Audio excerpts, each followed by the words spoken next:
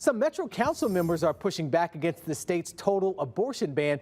They're trying to get council to approve a big grant to Planned Parenthood to help Nashvillians leave the state to get an abortion.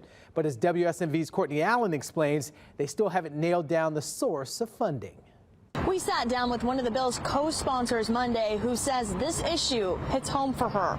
It's very personal because being able to make that decision really did save my life. In the 1970s, Nashville resident Jenny Welsh says she had an abortion. Welsh says she was in a potentially dangerous situation with the father of the child. And when I found out I was pregnant, it was horrifying and it was harrowing because I knew that there was no way that I could go through with that and potentially even maybe come out with my life. Welsh is now a Metro Council member and co-sponsor of a new resolution for a $500,000 grant to help women leave Tennessee to get abortions. This comes after the state's total abortion ban that went into effect Thursday.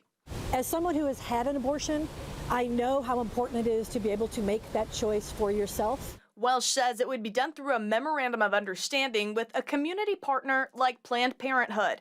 $200,000 would go to sex education, $150,000 would go to sex supplies like condoms, and the last $150,000 would help patients access abortions outside Tennessee. So where would the money come from? Some counselors say it would be pulled from the existing capacity of this year's operating budget, but Metro Legal says that's a challenge. We're down to reserve balances, a $500,000 allocation.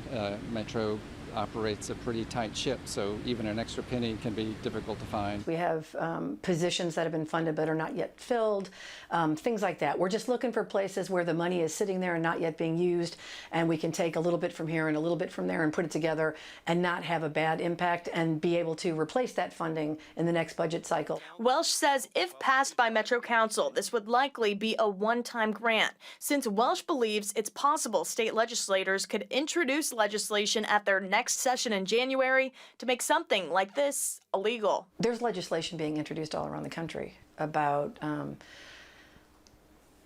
criminalizing women who might cross state lines to access abortion care services. So I would not be surprised if the state legislature did something like that. I reached out to the spokespersons for state Republican lawmakers on this issue, but no one was available to talk to us. This resolution will be on first reading at Metro Council's meeting next Tuesday.